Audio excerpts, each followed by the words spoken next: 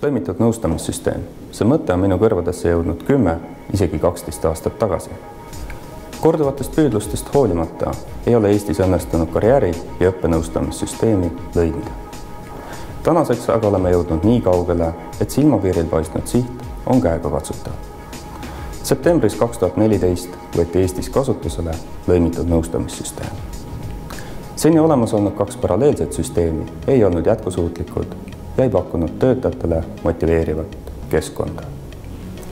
Just töötajad on aga need, kellest sõltub lastele ja noortele suunatud teenuse kvaliteet. Uus lõimitud lähenemine teeb vajalikud teenused Eesti inimestele paremini kättesaadavaks.